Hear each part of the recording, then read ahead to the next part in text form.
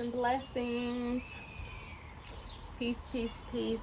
Today is such a beautiful day. It's gorgeous outside. The wind chimes, the birds singing, the wind blowing. Nice cool breeze out here. I'm really grateful for the opportunity to serve. I'm grateful, just grateful today. And I'm hosting my kickoff for the 14 Days of Total Transformation group, a detox, if you will. I use the term detox lightly because there's, a general stigma around the word, and I'm more of a fan of the word transformation, or the term transformation. Is even detoxification is only a small, well, I won't say small as in insignificant, but it's a very, it's only a fragment or a percentage of transformation and restoration and winning your health back one step at a time. So, I like the term transformation because it entails detoxification, it entails mental and chemical balance, it entails cellular cellular energy, it entails mindfulness, it entails environmental detoxification or environmental stability and resonance and balance. It entails a mindset shift that's required to embark on any type of positive change or lifestyle adjustments. So I call it transformation. However, detoxification is definitely a part of that, and I'm just really out here expressing gratitude and grounding myself, because before I go before people and introduce anything that sharing anything that's coming from myself, I get really anxious, and I just get a little anxious because I want to offer as much helpfulness and tools and inspiration and imbued spirit to everyone. I get a little anxious about whether or not I have enough of that to give. I've received confirmation, like signs and signals that is the case. However, I am humbled that others may see it that way. But any of you who have a purpose in life that you're working towards, I'm sure that you understand exactly where I'm coming from. So for me, I have to really ground myself and open my channels up so that I'm not necessarily like coming from myself. I know it emanates from, the essence, and that I'm not the originator of that essential aspect of life and creation. It's all one big macrocosm, and I'm only one little speck of dust as it relates to the greater universal order of things. So with that being said, in order for me not to be anxious, and in order for me to feel like, okay, it's okay, you have enough information, don't do the information overload thing, because that is what I do, and that is a something I'm working on, just being confident, knowing that, okay, you just a little dab of do you can't give everyone all the information and knowledge that and really be effective, because they won't be able to digest it. So the goal is to do, break it off in piecemeal. So anyway, I have to ground myself so that I'm okay with that, and I can be confident that, okay, just a little bit, if you have what you need to give, and just open myself up, because I can prepare myself so much, and at the end of the day, it flows like water when I just let go.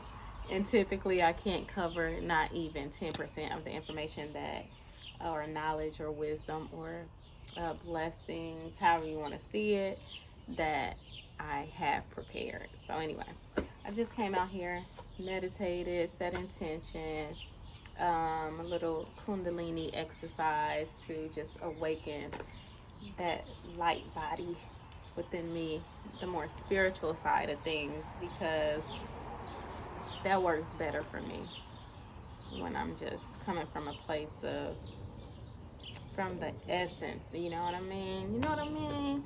So anyway, I have a book that I'm reading. It helps to kind of settle me. In just reading in general does that. So I just grabbed what I was inspired by, the title, and this is a favorite book. Is Habits of a Happy Brain, and I'm just gonna read a little excerpt. It deals a lot with the chemical drugs that are in our brain, the happy hormones. So I wanted to share something that resonates with me because I noticed that I'm one of those people. If I meet someone, doesn't matter, male or female, but right now I'm kind of leaning towards the male. If I meet someone or encounter someone, may already know them, and conversation wise, if we're like vibrating on a certain level, I get really high off of that. But I've had a few instances recently where I know for a fact that maybe my body language was taken the wrong way, because I get like this really, I get a really high feeling when I'm talking about things that resonate with me and that I'm excited about, and I get touchy feely, like yes, I know, you know, and I'm definitely, I feel like I'm being respectful. It's not, you know, I'm not crossing any lines, at least consciously.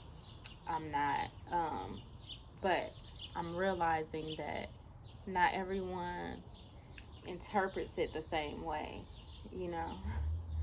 So I've had a couple situations where I think that on the male side of things, they thought that it probably seems a little flirtatious, is what I'm saying. And I want to work on that and still remain myself, because I'm not the chaser. Let's put that out there. I don't want to cross no lines. Um, I don't want anyone to feel disrespected, you know. But I am a touchy feely person. It's like I'm almost, I just gotta. So anyway, I think it has a lot to do with oxytocin, which is a chemical, a happy hormone in the brain that's released and is stimulated by touch and trust.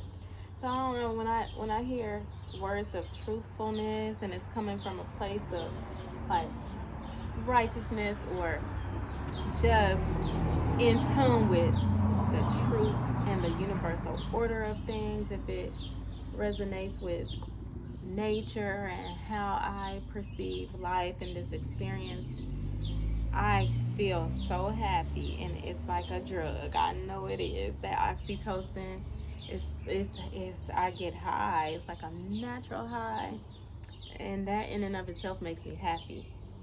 So I might get a little like, yes, I'm not, yes, and I'm shaking my head, and so um, at the end of the day, I just kind of want to understand that a little bit. So it says oxytocin is stimulated by touch and trust, and animals' touch and trust go together. Apes only allow trusted companions to touch them because they know from experience that violence can erupt in an instant. In humans, everything from holding hands to feeling supported triggers oxytocin. Orgasms does too. Sex triggers a lot of oxytocin at once, yielding a lot of social trust for a very short time. Holding hands stimulates a small amount of oxytocin, but when repeated over time, as in the case of elderly couples, it builds up a circuit that easily triggers social trust. Childbirth triggers a huge oxytocin spurt in mammals, both mother and child. That's deep. Wow. Nurturing other people's children can stimulate it too. Man, that's so crazy because I'm like that with like my nieces and nephews, of course, my children. But it's this abundance of, it's like a high feeling. I get so happy and I love them so much. And it's a feeling of just connection and bonding. And I love it. And I do realize I've always been like that, even as a child. And I think my parents, they were very good examples of like nurturers. And I felt like my father always bonded very well with, people around him, and just showing concern and trust definitely was probably a big factor. But it's interesting. So childbirth triggers it. Nurturing other people's children can stimulate friendship bonds, stimulate oxytocin, and they also promote reproductive success. Monkeys and apes with more social alliances have more surviving offspring, and adolescents clearly desire individuals with more social alliances too. Oxytocin is related to love in so many ways that is often called the bonding hormone or the cuddle chemical. Y'all don't understand. I don't know. So does it mean I need more oxytocin? No, it probably means that it gets stimulated a lot. But maybe it's a cycle. So maybe the more oxytocin you have, then you show more love and you show more trust and you become more connected with people around you. And then it stimulates and helps to release the oxytocin within it. I just literally talked to one of my nieces, my great niece, reached out to me yesterday, and she was just saying she missed me. I was like, yeah, me too. You gotta come over so we can cuddle, huh? I still cuddle with these babies, and they're like, y'all probably think I'm weird, but they're teenagers, and yes, we cuddle and we watch movies and we eat snacks. Try to keep it healthy, but yes, we do that. And I still cuddle with my children, and that oxytocin is real. Get you some. Start hugging on these babies. They need it. We need more love and bonding out here. It's a village. It takes a village. It really does. It takes a village. And now I'm starting to see, even on a chemical level, how important that is. So anyway, this has helped me calm down. So thanks for listening to me rant about my bonding issues or my bonding addiction. I have a bonding addiction. I think that's what it is. I love connection with people, and of course the right people, the right energy, and I'm here for it. I'm manifesting it. I see it. It's here. It's right now. Get you some oxytocin in your life. Seriousness. I do appreciate you listening. I'm going to go ahead and get prepared for my 14 days of total transformation group. The private session is on and popping. I'm so excited to serve and to help people get their life on track, one step at a time. And just look out for the next session. It's coming up soon. So stay tuned to Sappy Life Wellness. And I'm out. Peace and blessings.